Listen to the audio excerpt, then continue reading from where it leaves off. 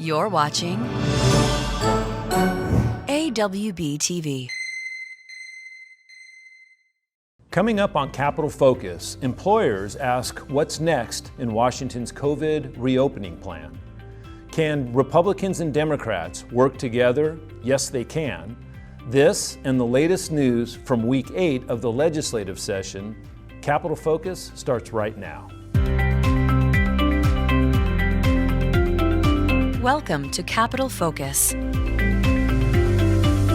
A closer look at the issues that are most relevant to Washington employers.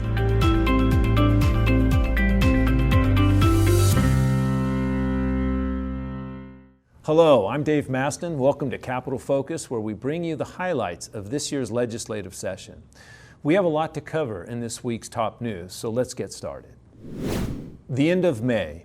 That's the new target of the Biden administration for everyone in the country to have access to a COVID vaccine. The president also encouraged states to vaccinate teachers and child care workers as early as possible. State officials quickly moved to put all teachers and child care workers in the next phase of vaccination. What's next? That's the big question on the minds of many Washington employers and employees. AWB pulled together several employers and local chambers to meet with top officials in Governor Jay Inslee's administration. The message from employers was a unified voice sharing the need for a better roadmap to reopening and to getting jobs back. We'll dive into this discussion later in the show. A third COVID relief package is moving through Congress. The $1.9 trillion package would send an estimated $7 billion to Washington state. Now that's on top of the $3 billion our state received last year. The new package includes additional dollars for schools, vaccine programs, tax credits, and a direct payment to many Washington residents. Coming up next, Washington employers have been through a lot over the past year. Mandatory shutdowns, new important safety measures, working through the different phases of reopening. It's hard to keep up sometimes. After the break, AWB President Kris Johnson will share how AWB brings the employer voice to Olympia.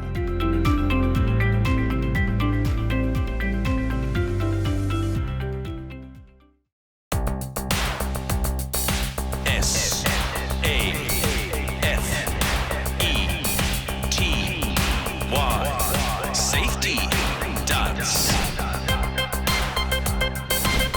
We can fly where you want to, we can leave your house behind. But if your friends don't mask, and why don't they mask? Well, they won't fly this airline. You can fly if you want to, cause we do safety right.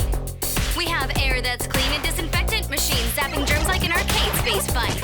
And we dance Do the dance, do the dance. Everybody wash some hands. Do the dance, while always wearing a mask. Do the dance, do the dance. No, seriously, please wash your hands. Do the dance, HEPA filters cleaning commence. Alaska safety dance. Alaska safety dance. Alaska safety dance. Welcome back to Capitol Focus. And now, the close-up. Welcome back. I'm AWB President Kris Johnson. Washington is now 8 weeks into the new reopening plan, Healthy Washington, a roadmap to recovery. And 2 phases have been outlined so far. Today we find ourselves at a stop sign, waiting for the rest of the roadmap to be unveiled. Washington employers are looking for clear directions about what's next. We also know in week 50 of our economic and school shutdown that 180,000 Washingtonians are not working today that were working a year ago. It's critical that we preserve livelihoods and lives as we work to contain the virus. Now the vaccine rollout, it's getting faster every day with 1.7 million doses delivered so far. It's the latest chapter in an extraordinary story for our state. Here's Dave Maston with a quick look back. A year ago, COVID-19 swept the world, and things haven't been the same since. In an effort to contain the virus, Washington shut down much of its economy and society. Here's a quick reminder of how it went. On March 13th, the governor used emergency powers to close schools. On March 15th, indoor dining, entertainment, and recreational activities were shut down.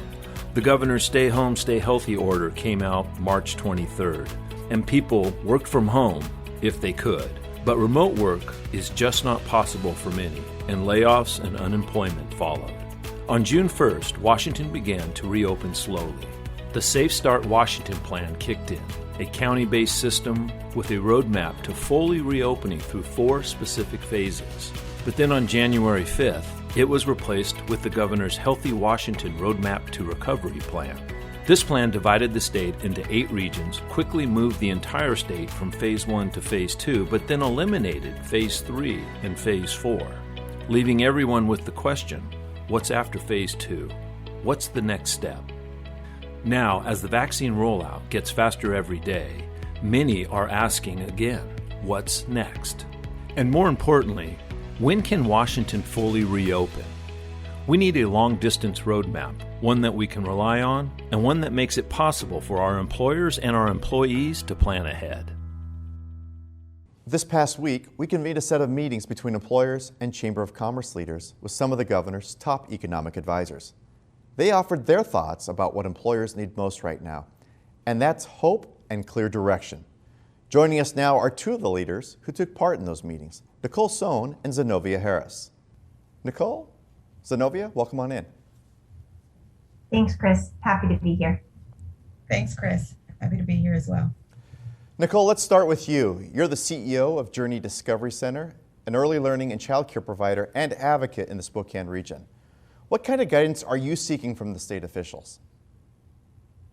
I think the guidance that we're looking for is really some clarity on next steps and how we continue to operate safely, but what happens in the near future, this summer, this fall, so that we can make decisions both operationally, but also mentally. We, in the childcare industry, we had the blessing and the curse of having to and being asked to remain open throughout the entire pandemic. And the blessing was that we didn't ever lose 100% of our revenue. But the curse was that we really never had a minute to breathe and a minute to make a plan. And so at this point in the pandemic, a year later, we are desperately needing to be able, for our own mental health and for our teachers, really know what those next steps include. And as we lean into the new opportunity to have our teachers vaccinated and that extra layer of safety, how does that give us the ability to add more enrollment back to our program? We cut 19 spots so that we could operate safely, and that has been our main priority, but it's not sustainable. And we have only been holding on through the access of grants and PPP funds. But as those start to run out, we critically need to be able to add more capacity to our program, both for the sustainability of our own operation, but also for the parents in our community. As they stop working from home and we add jobs back, they need to be able to have places for their kids to go so that they can re-enter the workforce. Nicole, talk a little bit about the role that vaccines are going to play with your staff and how you serve your customers, if you would. Yeah, absolutely. So once our teachers are vaccinated, what we're hoping for is that if there is a positive case in our program, does that mean that our teachers are then not also having to quarantine at home? Or do we know that the reduction in likelihood that they themselves will have or transmit the virus means that they can work in multiple classrooms? Right now, we have to have everybody stay really separate. So that means that I can't have one substitute teacher work in one classroom and then the next day another. I have to basically have an entire operation for each of my 6 classrooms in my program, and it's very expensive.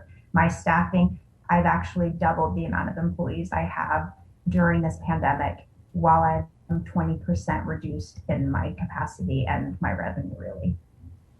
Zenovia, you lead the Kent Chamber of Commerce and are a proud member of the AWB Grassroots Alliance, which helps policymakers stay in touch with Main Street businesses throughout the state of Washington.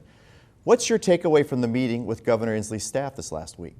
The takeaway from the meeting is that it doesn't matter which county, which chamber was represented on that meeting. We all had the same idea, and we're hearing the same thing from our business community. The importance of having a complete roadmap, the power in knowing what the next step is going to be for their business. It's very hard a year into the pandemic when you want to bring back your staff, not knowing how long you're going to be open. And so the business community is really looking for a clear direction on what this complete roadmap is going to look like. There's a lot of things at play here.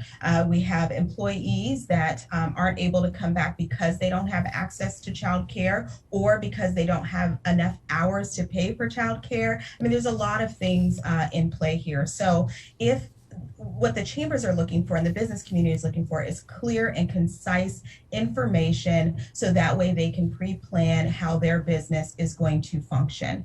And so even if we're looking at industry by industry or you're looking at business size, the number of employees, that would be great for businesses to know. So again, that they can plan for that. Zenovia, we're a year into COVID without any community events, and we know how critically important they are to serving the community. They're part of the fabric of the region. They're good for our mental health and a way for us all to connect. How do we get back to hosting community events? And what kind of clarity are you seeking from the governor as it relates to gathering and community events? Yeah, so you said it there, just information, clarity. What does it look like? I think the business community is very responsible, and they've kind of called to this action of wearing masks and making sure that their employees are safely, working within that business. And so if there's some guidance for the business community on how we get back to that, it's not just about going out and making money and gathering and having a good time. The mental health of our community is really important. And some individuals, a lot of individuals need to be able to gather. They need to be able to have that one-on-one with people. And I think it really just talks about the community, and the community brings together. We have festivals here that we're not able to do. The kids aren't going to school. So when are they getting that interaction? And I think if there was a roadmap, if there was a clear, defined way that we can get back together safely, I think that the business community can do that. So it's all about communication, and it's all about making sure that you're looking at the root of the issue. So if we're working on the root of the issue, then we can safely gather and we can safely bring back these communities for the betterment of everyone. We've reached out to employers and chamber leaders throughout the state to hear what they have to say on this important issue. Let's take a look. The reopening process has been frustrating, and it's been frustrating because there really seems to be a lack of consistency and clarity. It seems like the goalposts just continually move.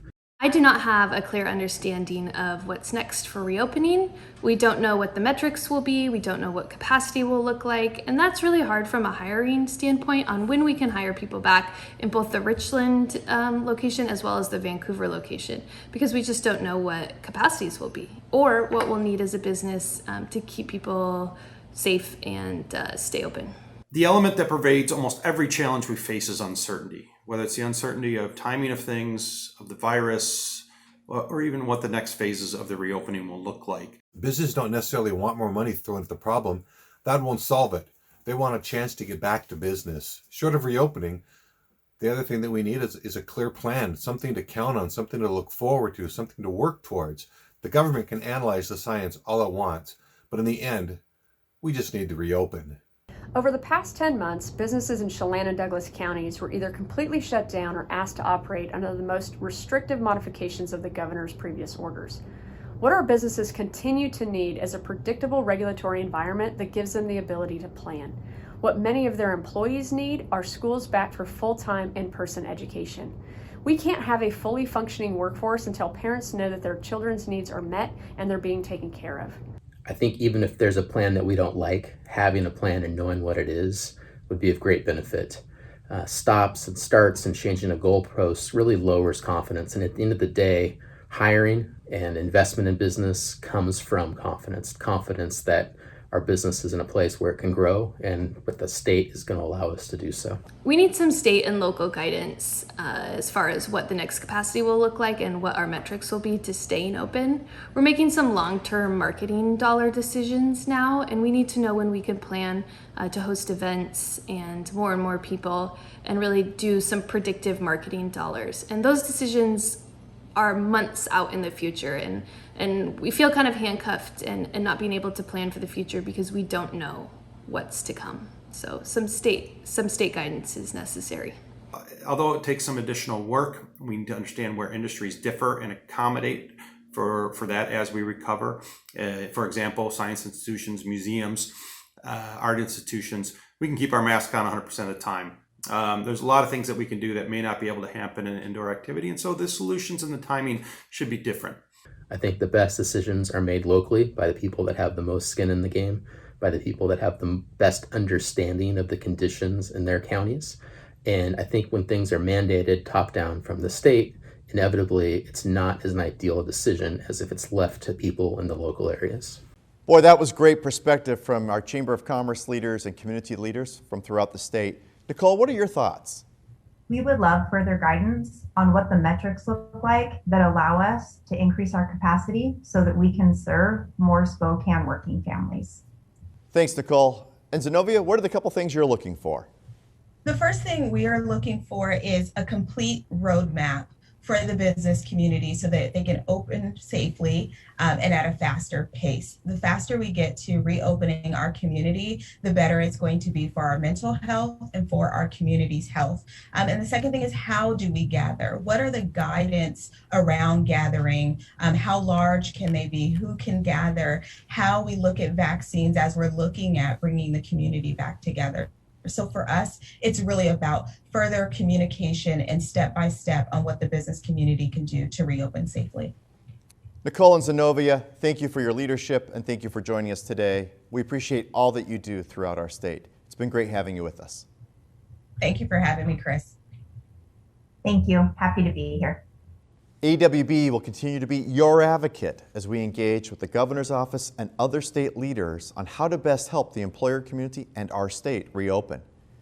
It's critical that we have clarity on the full and complete roadmap for our state's reopening plan, as well as the details that will decide whether regions and counties move forward or backwards in the reopening plan. It's also critical for our state to remain nimble and flexible as the vaccine rollout intensifies this year. Up next on Capitol Focus, bipartisan cooperation is alive and well in the Washington legislature. Dave Maston will bring you more after the break.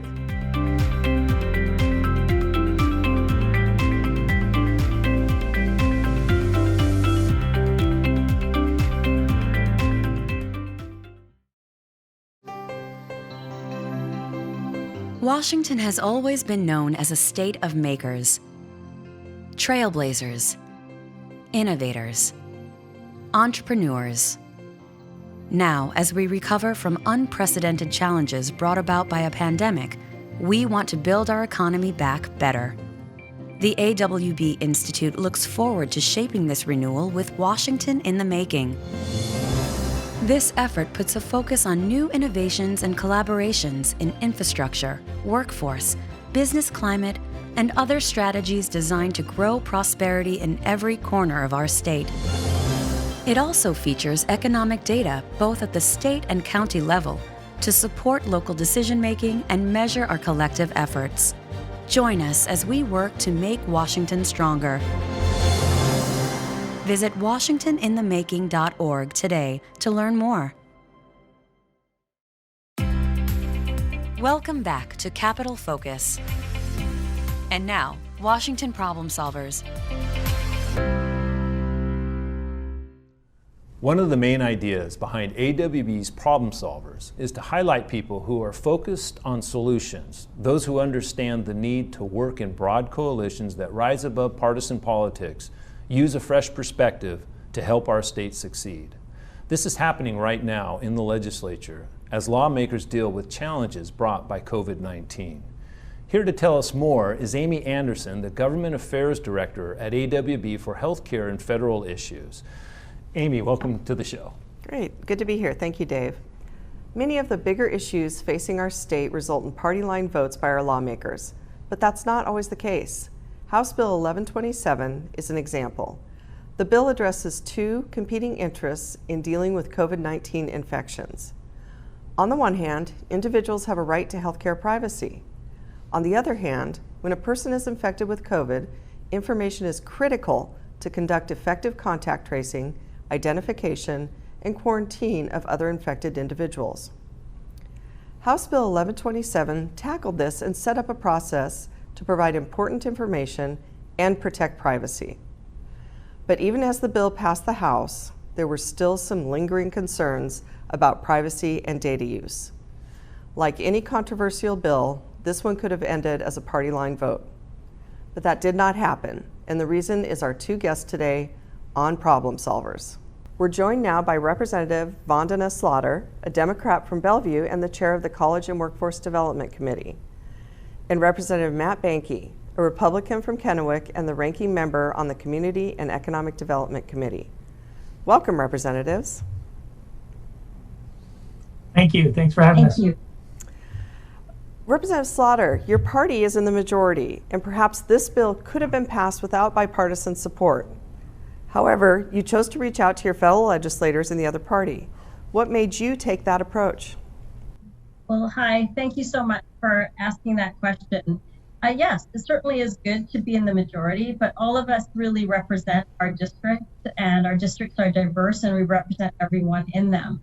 But I have to say, I thought about this question, and you had asked me a little bit about it before, and there's 3 or 4 things. One is that when you think about a bill, and when you're going to do a bill, you're thinking about a problem that you want to solve and how it might impact your community. And so a lot of times when you want to solve a problem, it's very good to get other people's input, their advice, their ideas, their perspectives. Because if we can solve the problem with the most diverse voices at the table, I think we have a better solution.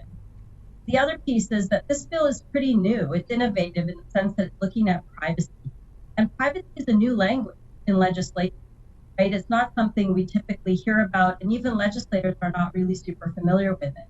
And I had sat on the ITED committee with Representative Boehnke, and both of us had sort of navigated that process. And in addition, he's an expert in the area as a professor that teaches this work in his class. So I think that when you're looking at innovative and novel things that are happening in legislation or that have not typically happened before, you want to get the most expert thinking at the table, and particularly if someone has an understanding about policy, that's even better. And you also want to be able to solve problems that affect the most people. And I think the third thing for this particular bill was that, we're in a COVID crisis, we're in a pandemic, and there's so much that we need to do to help people. And if there's anything that we could do to save a single life, even a single life can make a difference. I mean, this bill is what my passion as a health. Thank you for that response. That was a really good explanation of the process and good to see the collaboration that's going on. Representative Boehnke, you were the co-sponsor of the bill. It was a split vote from your party. Share with us why you co-sponsored and how you navigated the discussions across the aisle and within your own caucus. Well, thank you, Amy, and I appreciate you being and having us here today. And I want to thank Representative Slatter for her leadership, her dedication to an innovative approach, I think, is one of the big issues that we discussed earlier about how do we solve a problem that's really impacting the entire state of Washington. And when she approached me and said, hey, do you want to partner up on this in an effort to where we can bring people together, I said, sure, let's do it. Like she mentioned before, we'd served together a little bit. It's only my 3rd year at the state, but on the ITED committee, I think we developed a great relationship with a lot of like-minded individuals that were on that committee, developing data privacy and being in that space where we know we're looking at innovative technologies that we can help expand to look at solutions across the state. And this was a perfect one that kind of came into our wheelhouse. It was a lot of work. I got to say, we put in the efforts, and I can't thank her enough for that time, that dedication, and really the selfless service she did throughout this interim. We were having meetings almost daily on this, texts, phone calls, you name it. And that's what I think helps a lot. When you discuss issues like this that are, I think, complicated in a way, you could say, It's easier to understand it by informing and educating people. As she mentioned before, I'm a college professor, so I take that acumen of trying to explain and educate people. And the more they're educated, I think the more comfortable they get with the situation. They can understand the pros and cons and still really understand how we can bring this together. We talked to a lot of the different stakeholders that were involved in this process, the different communities that were going to be impacted, and really the issue of trusting another device and looking at technologies that we can share with individuals who have another tool in the toolbox that we can work to help reopen our society and help people stay protected during this COVID incident throughout there. So again, can't thank her enough for all the dedication and her leadership throughout this. Great, thank you. Certainly a lot of work on a pertinent issue. Representative Slatter, AWB has called on state lawmakers to use all available tools to help employers and our entire state recover from the pandemic.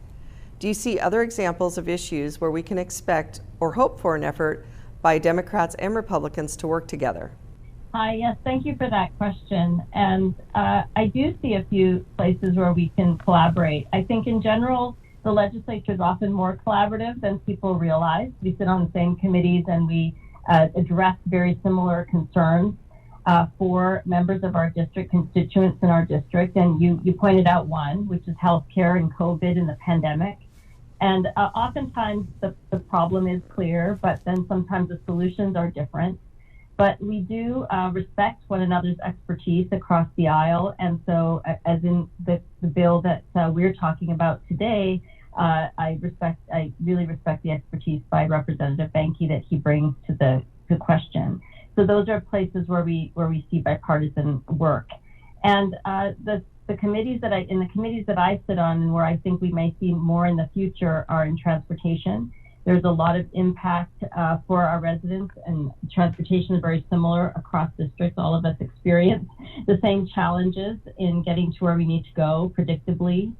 And also in higher education. I'm chair of the higher ed committee, and it's called College and Workforce Development. And we're starting to realize that college and higher education is intrinsically linked to work and the future of work.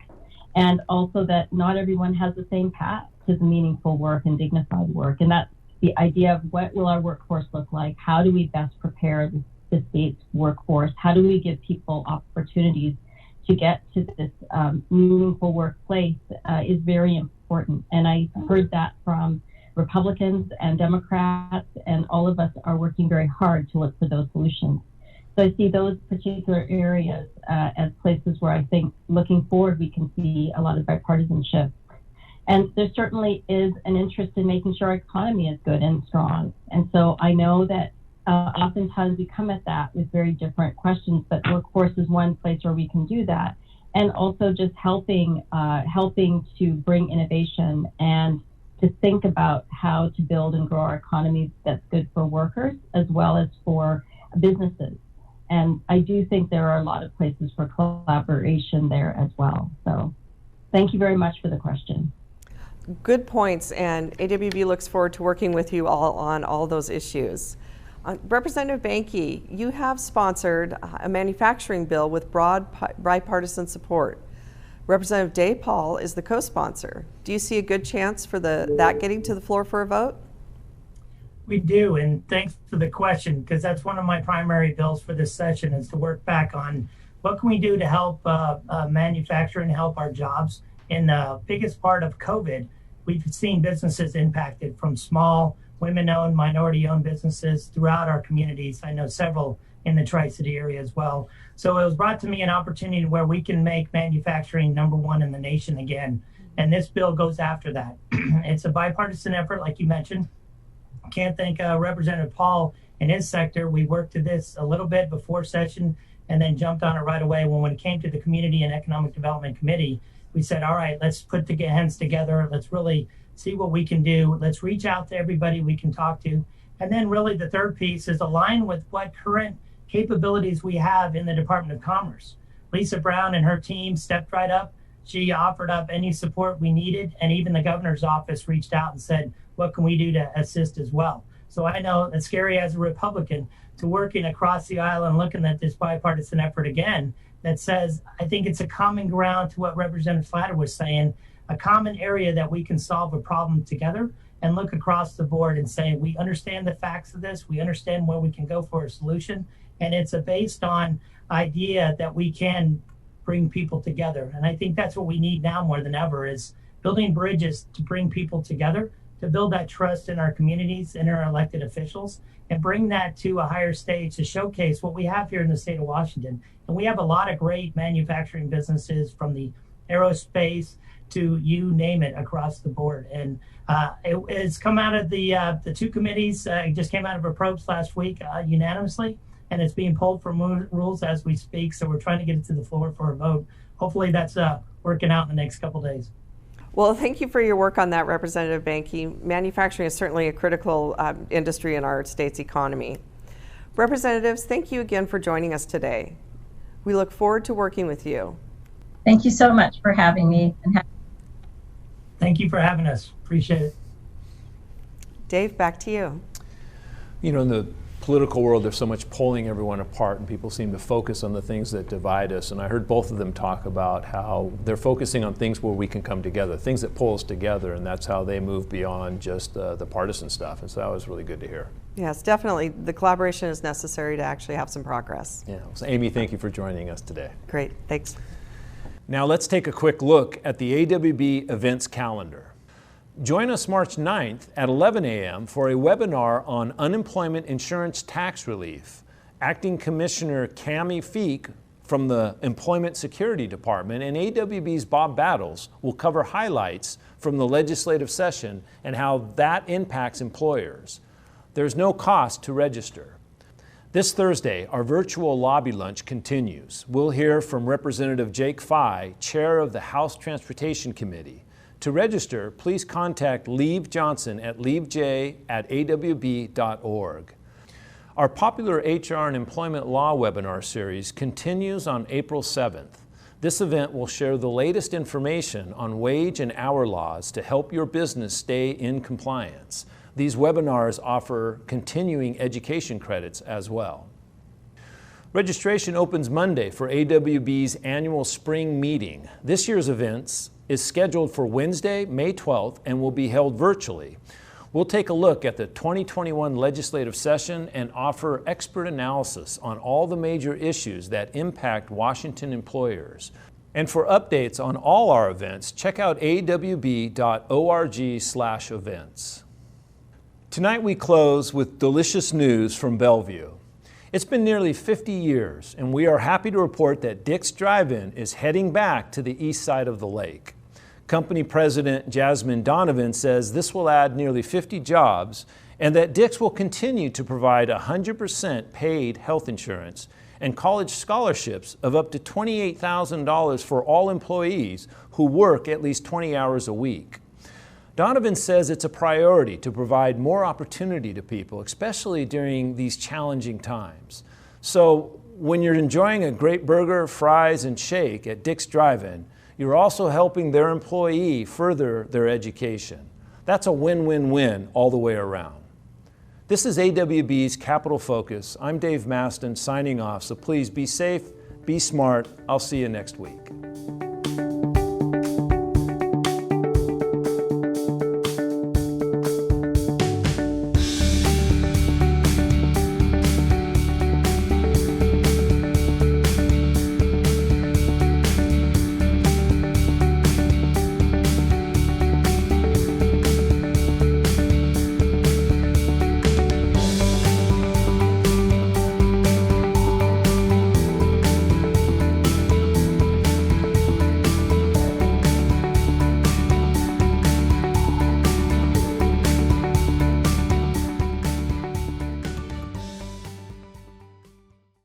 Thanks for watching